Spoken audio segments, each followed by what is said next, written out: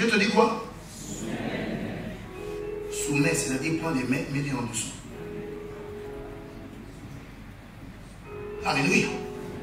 Soumets les mains. Je vais t'expliquer quelque chose par rapport à Dieu. Oh, si tu comprends ces quelques phrases que je vais te dire maintenant, tu te lèveras dans ta vie comme un véritable champion. Dis à ton voisin, soumets les mains. Ça veut dire prends les mains, mets-les en dessous.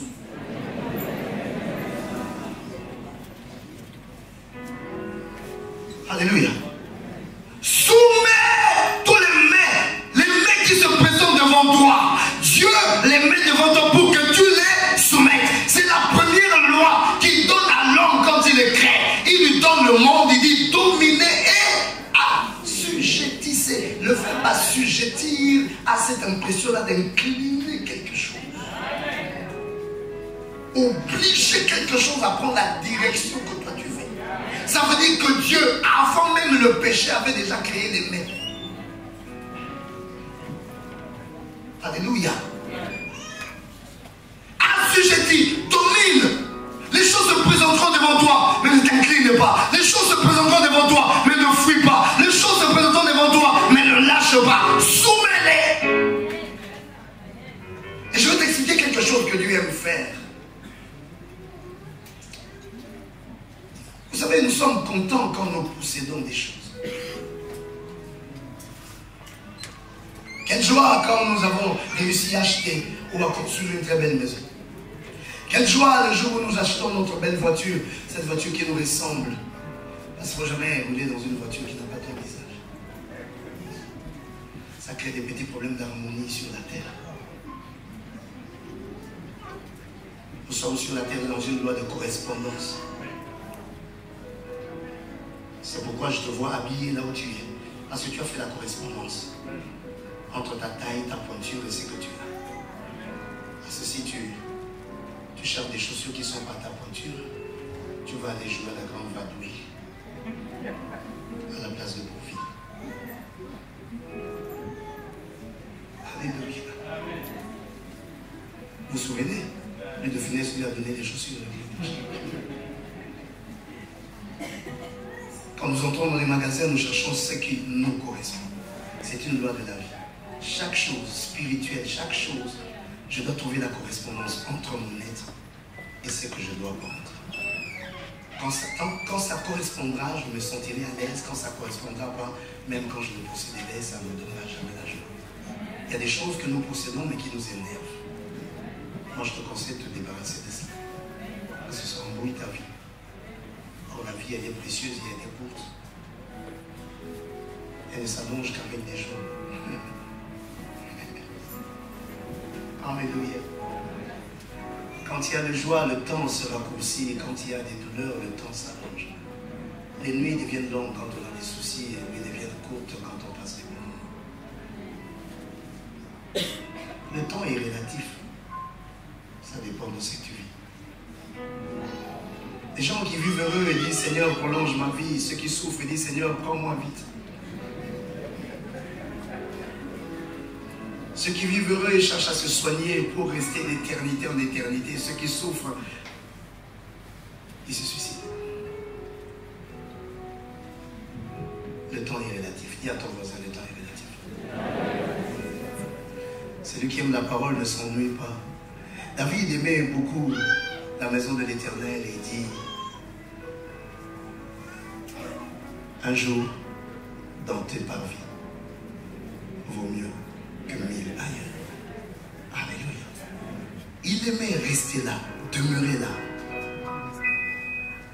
I wanna be where you are, dwelling in your presence, feasting at your table, surrounded by your glory, in your presence. That's where I always want to be. I just want to be. I just want to be with you. C'est le rendez-vous des amoureux où on regarde l'heure et puis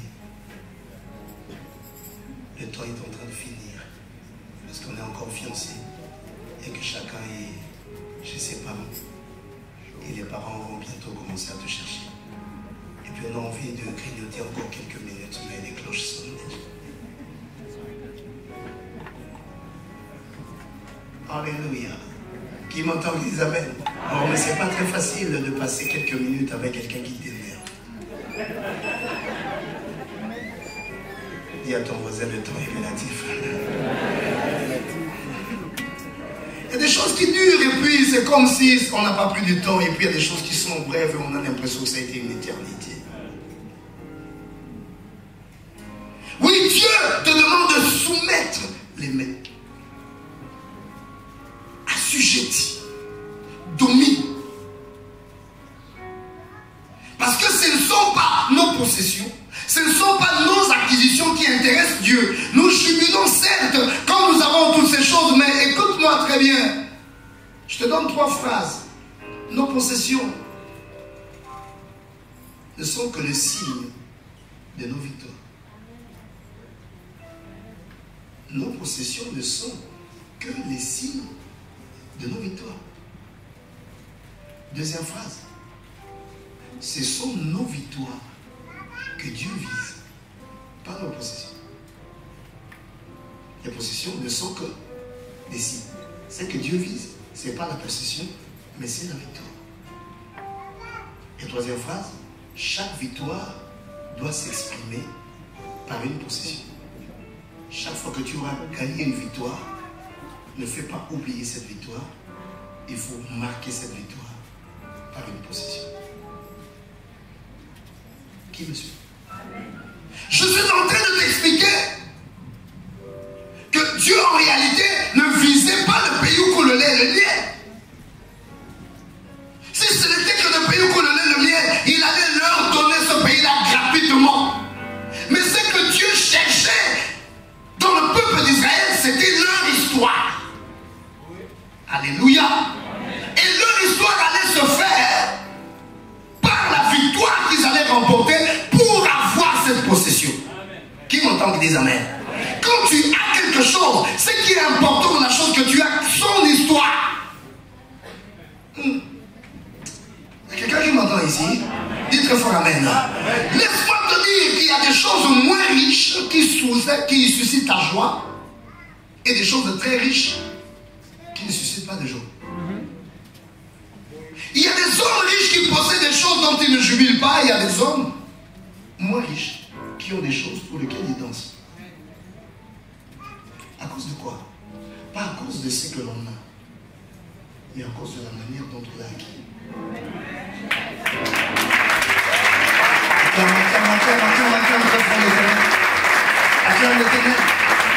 La manière dont tu acquiers la chose, ce que Dieu vise, c'est la manière dont tu vas acquérir la chose. C'est l'histoire qui fait cette acquisition-là. C'est ce qui intéresse l'Éternel. Alléluia. Pas la chose, mais la manière dont tu l'acquiers. Il aurait pu leur donner le pays où coule le lait et le miel. Mais je veux, vous allez le posséder de quelle manière? Voici, je crée mon histoire. Je mettrai des géants dans l'arbre. Je mettrai des Philistins. Je mettrai les Amoréens. Je mettrai les Éviens. Et je vais vous donner la promesse du mais. Vous allez entrer. Vous verrez le pays. Il est beau, il est bien. Mais quand vous serez prêts à affronter ce mais, alors l'histoire de la possession du pays deviendra une histoire intéressante. Je vais entendre quelqu'un qui a l'Éternel aujourd'hui. Et c'est ça. Parce que Dieu cherche ton nom. Dieu ne cherche pas ta possession. Il cherche ton nom. Tu peux posséder les choses sans avoir le nom. Alléluia. Quand il dit il rendra ton nom grand, certes en ayant un grand nom, il te rend riche, mais il ne voit pas la richesse d'abord. Il voit la manière dont tu entreras dans cette richesse. C'est ça qui fera l'histoire. Les gens regarderont dedans, ils seront étonnés. Et dans ton histoire, ils trouveront Dieu. On ne trouve pas Dieu dans ce que tu possèdes, mais on trouve Dieu dans la manière dont tu as possédé la chose. Ah oui. Oh, quelqu'un n'a pas acclamé très fort l'Éternel. Et moi je te dis qu'il mettra le pouvoir en toi pour que tu soumettes toutes choses. Je ne te demande pas d'abandonner là où il y a le mais, mais je te demande de soumettre les mains. Car Dieu t'a destiné à soumettre les mains. Et partout où il y a les mains, je prophétise sur ta vie, tu les soumettras. Partout où il y a les mains, je prophétise sur ta vie, tu les soumettras. S'il y a quelque obstacle devant ton chemin, sache que l'Éternel est avec toi. Et tu soumettras tes mains. Alléluia.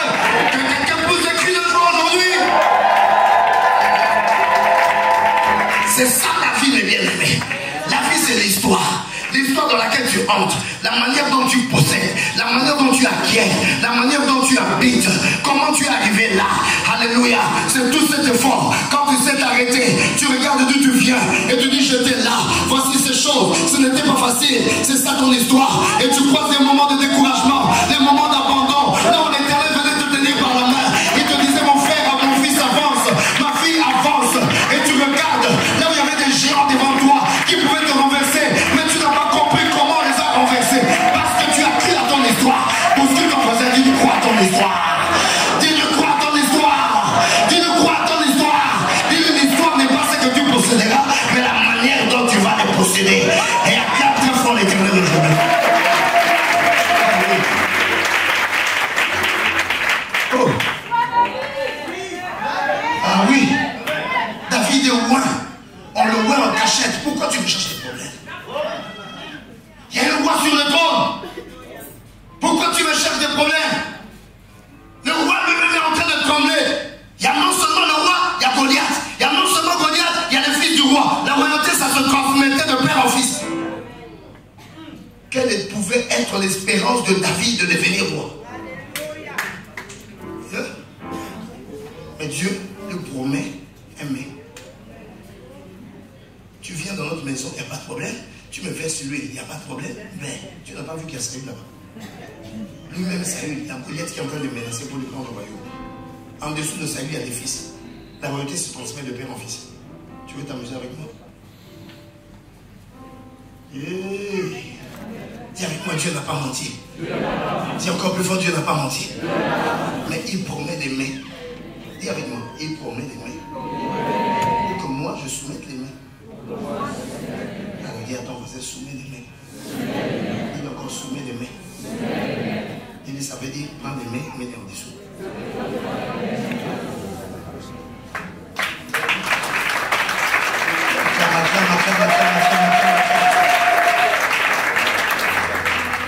Ce que Dieu vise, c'est l'histoire. Ce que Dieu vise, c'est ça qui fera ton nom. Et à chaque fois, il a agi ainsi. Il attendait cela des enfants d'Israël. Pendant qu'eux, ils ont vu, ils ont commencé à paniquer. Ils ont ignoré leur propre personnalité. Alléluia.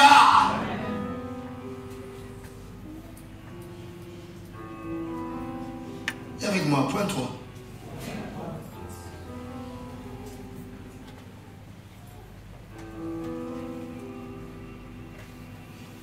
Dis à ton voisin, ne remets pas les mains. Ne remets pas les mains. Mais d'aimer les mains.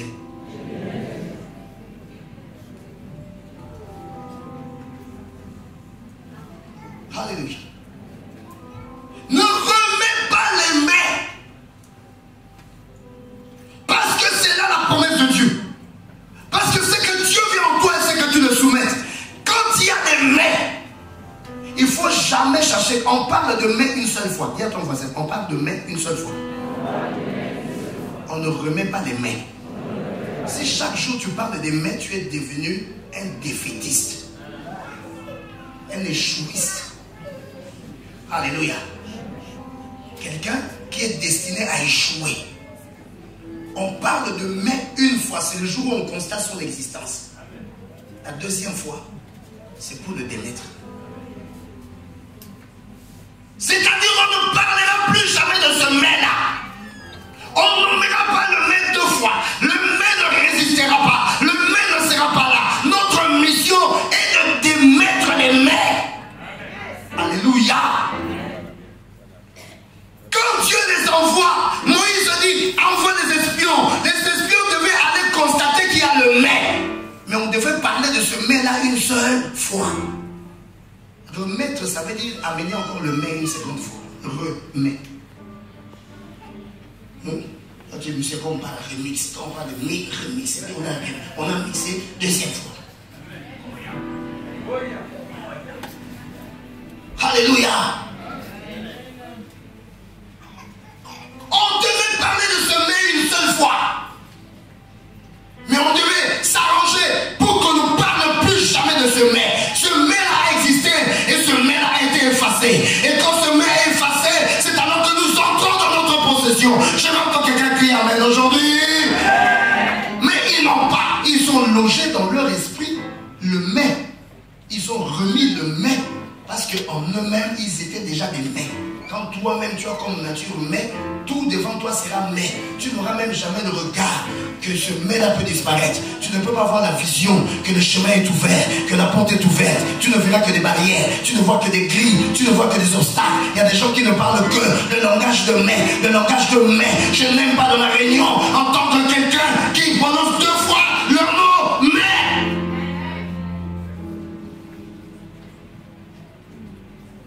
Car nous ne parlons pas des problèmes. Nous ne nous réunissons pas pour décortiquer des problèmes.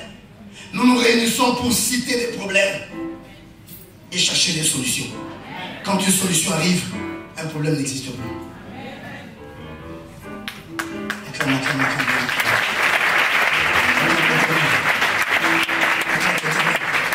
Ceux qui sont devenus grands, ceux qui ont bâti le monde, ils ont bâti le monde parce qu'ils se sont donnés comme mission ne jamais remettre le mais d'émettre les mains. Dis avec moi, je les démets au nom de Jésus. Dis encore, je les démets au nom de Jésus. Dis à ton voisin, démettre. Ça veut dire le mais disparaît.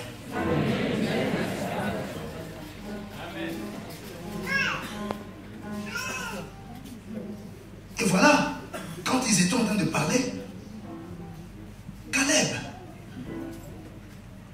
leur a dit une chose. Il dit, vous racontez quoi? Caleb fit taire le peuple qui murmurait contre Moïse. C'est comme ça que nous sommes. Des fois nous murmurons contre Dieu. Regarde Dieu, mais moi mes choses, pourquoi moi mes choses, papa, pourquoi moi mes choses sont toujours compliquées? Mais tes choses sont compliquées parce que Dieu te destine à avoir un nom.